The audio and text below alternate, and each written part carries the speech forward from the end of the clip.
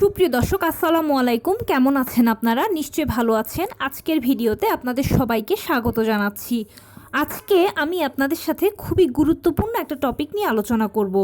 প্রতিদিন আমি যত কমেন্টস পাই তার মধ্যে একটা ম্যাক্সিমাম কমন প্রশ্ন হচ্ছে, আপু আমার নর্মাল ডেলিভারি হবে কিনা বা আমার নর্মাল ডেলিভারির চান্স আছে কিনা। দেখুন, আপনার নর্মাল ডেলিভারি হবে কিনা বা চান্স আছে কিনা সেটা আপনি সহজেই বুঝতে পারবেন যদি নিজের মধ্যে এই তিনটি লক্ষণ দেখতে পান। চলুন বলছি সেই লক্ষণ তিনটি কি কি। বাই দ্য ওয়ে, মূল ভিডিওতে যাওয়ার আগে একটা কথা বলি, আমি আমার চ্যানেলে pregnancy related, specially normal delivery related অনেক ইম্পর্টেন্ট তথ্য ভিডিও আকারে শেয়ার করে থাকি। এই তথ্যগুলো আমার পার্সোনাল এক্সপেরিয়েন্স ও আমার ডক্টরের সাজেশন থেকে নেওয়া। তাই আমার চ্যানেলটিকে যদি একবার আপনারা ভিজিট করেন তাহলে আপনারা আপনাদের প্রশ্নাতীত মনের অনেক প্রশ্নের উত্তর পেয়ে যেতে পারেন। আমন্ত্রণ জানাবো আমার চ্যানেলটিকে একবার ভিজিট করে দেখার জন্য। এবারে চলুন মূল আলোচনায় যাওয়া যাক।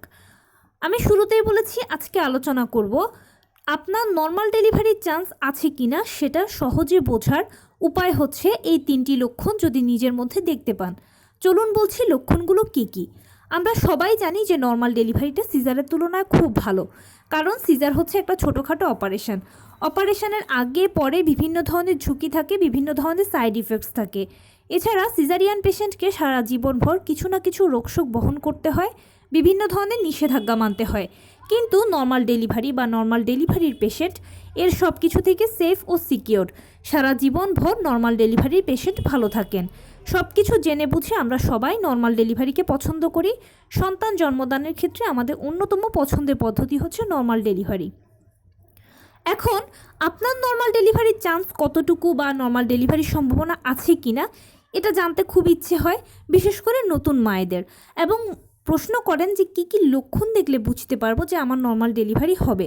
নর্মাল ডেলিভারি যেহেতু একটা প্রাকৃতিক পদ্ধতি, তাই প্রাকৃতিকভাবে বডি আপনাকে কিছু সিমটমস বা কিছু সাইন দেবে। এগুলো যদি আপনি ধরতে পারেন বা বুঝতে পারেন তাহলে ইনশাল্লাহ নিজে কনফার্ম হবেন যে আপনার ডেলিভারিটা হয়তোবা নর্মালে ফাইনালি হতে যাচ্ছে। এটার মধ্যে অন্যতম লক্ষণ হচ্ছে ঘন ঘন পেট শক্ত হওয়া।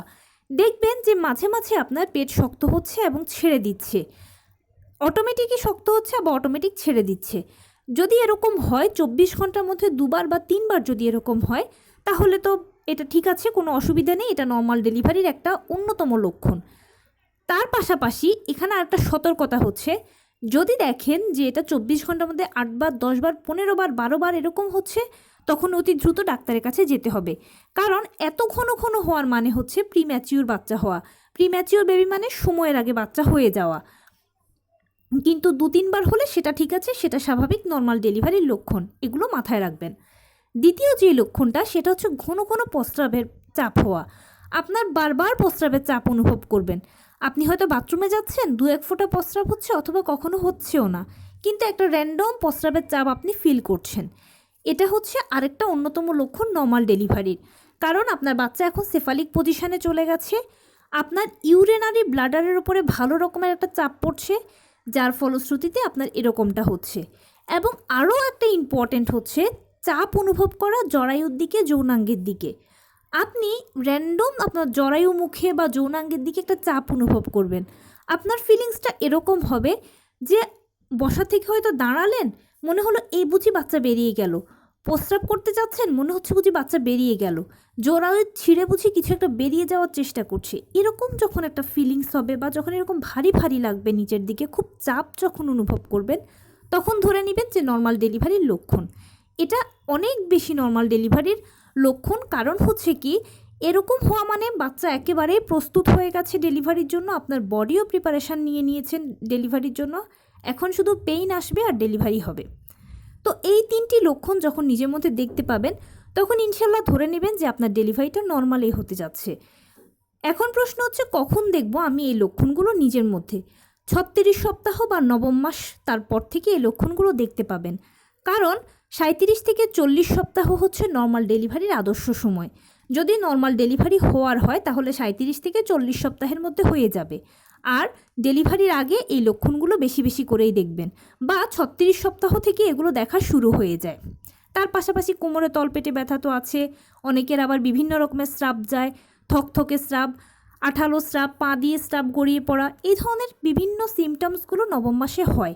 তো এগুলো দেখলে ঘাবড়ানোর কিছু নেই। এইসব সব জিনিস যদি নিজের মধ্যে দেখতে পান, তাহলে ধরে নেবেন যে ইনশাল্লাহ আপনার ডেলিভারিটা নর্মালে হতে যাচ্ছে। আপনার কাজ হবে শুধু নিয়মিত হাঁটাচলা করা, টুকটাক কায়িক শ্রম করা, পুষ্টিকর খাবার খাওয়া, নিশ্চিত করা সারাদিনে আপনি যা যেরকম খাবার খাচ্ছেন সকল ভিটামিন, মিনারেল, ক্যালসিয়ামগুলো যেন ঘুরে ফিরে আপনার মধ্যে যায়, আপনার থেকে বাচ্চা পায়। 12 থেকে 14 গ্লাস পানি প্রতিদিন পান করবেন।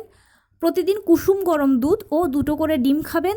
যে কোনো খাবারই একটু কুসুম গরম খাওয়ার চেষ্টা করবেন। ঘরোয়া খাবার খাবেন। আপনি যেই ধর্মের অনুসারী হন না কেন বেশি বেশি করে উপরওয়ালাকে ডাকবেন। ব্যাস এতটুকু করে সময়টা পার করবেন, দেখবেন সময় মতো আপনার জরায়ু মুখ খুলবে, ডেলিভারি পেইন এসে যাবে।